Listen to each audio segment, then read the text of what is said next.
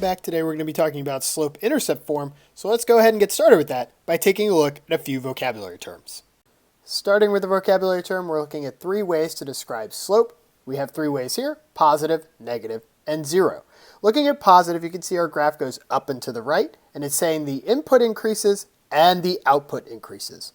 For negative slope, we can see our graph goes down and to the right, and the input increases, but the output decreases. And then zero slope, we can see that's represented by a straight line, and the input increases, but the output is unchanged. Now let's take a look at a few things we need to remember. So a couple items that we discussed in the past, but things we need to remember in order to do this. Remember, slope measures the steepness of a line on a coordinate plane, and the y-intercept is the point where the linear function crosses the y-axis and the x value is 0.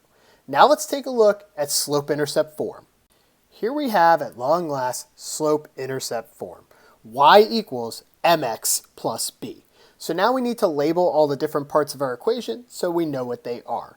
So we know y and x already. Y is our output and x is our input. Those are things that we've discussed in the past. The other two terms that we have are m, stands for slope, and b is the y-intercept. Now let's take a look at this in practice using tables, graphs, and equations. So here in example A, it says graph the linear equation without using a table of values.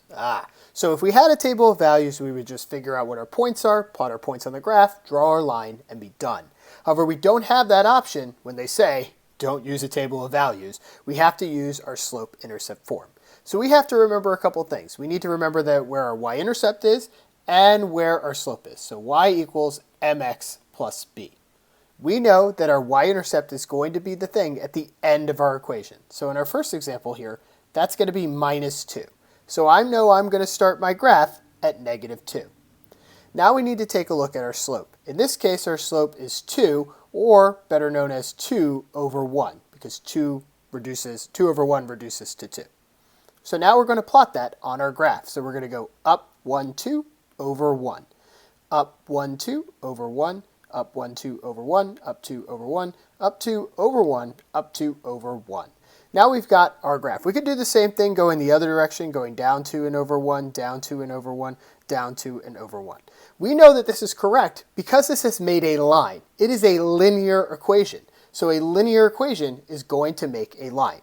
If you make a graph that isn't a line, you know that you've probably done it incorrectly.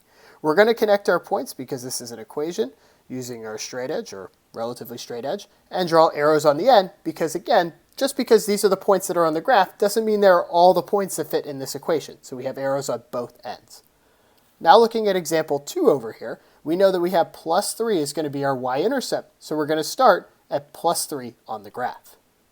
Now our slope is going to be 1/4, so we're going to go up 1 and over 4. So we're going up 1 over 1, 2, 3, 4, and putting a point.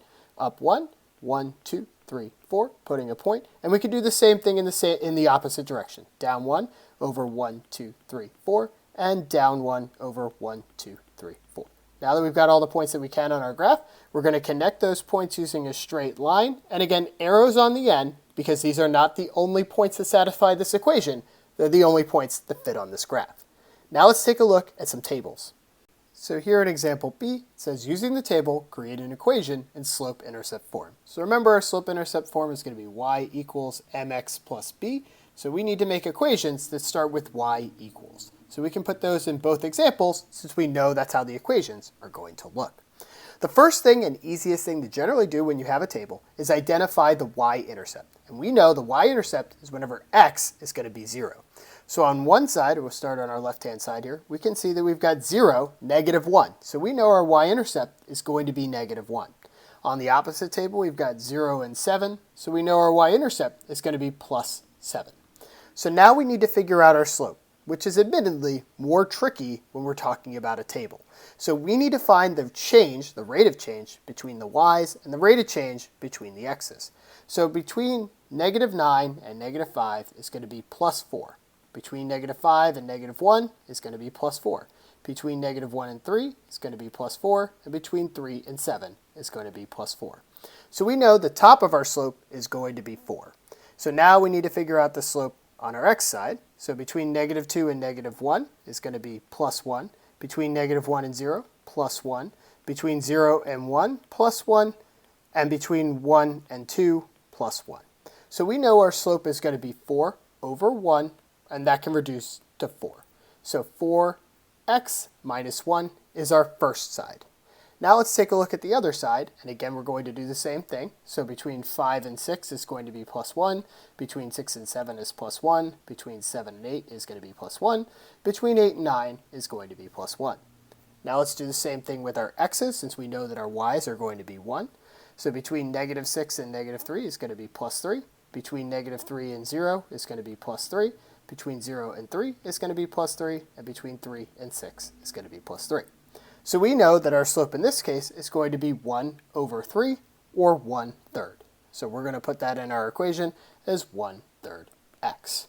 So now we have two equations, y equals 4x minus 1, and y equals 1/3 x plus 7. Now let's take a look at our last example.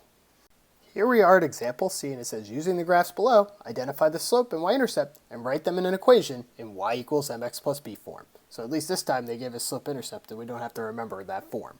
So again, we're going to start with our every equation equaling y. If we start by writing y equals, we know we're in a good starting point. So now let's identify our y-intercept on the left-hand side. So we can see that the line is crossing at positive 1. So our y-intercept is going to be plus 1 on this side.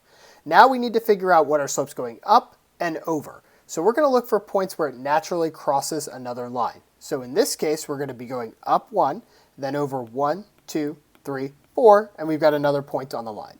Same thing, we're going to be going up 1, over 1, 2, 3, 4, and we've got another point on the line. So we can see that we're going up 1 and over 4, so our slope is going to be 1/4 x. Up 1, over 4. Now let's take a look at the other graph, and we can see here that our line is going down. So we automatically know that our slope is going to be negative. See, on the left-hand side, our line went up and to the right, so we know that's a positive slope. Over here, we can see our line is going down to the right. We know that's going to be negative. So let's find our y-intercept. Our y-intercept is where it's going to cross the y-axis. Here it appears to be at -1, so we know our y-intercept is -1. So now we need to figure out how much it's going down and over by. So again, we can pick any point on the line. I like to start with the y-intercept, but you can start wherever you'd like. So I'm going to go down 1, 2, and over 1, down 1, 2, over 1, down 1, 2, over 1, down 2, over 1. And when I say you start anywhere that you like, you have to start somewhere on the line. You can't just pick a random point on the graph. So we can see that we're going down 2 and over 1. So if we were to write that out as a fraction, down 2 over 1, which reduces to -2. So our equation is -2x minus 1. That brings us to the end of this set of notes. It also brings us to the end of this video. If you like this video, go ahead and throw us a thumbs up. If you love this video, go ahead and throw us a sub, and we will catch you in the next one.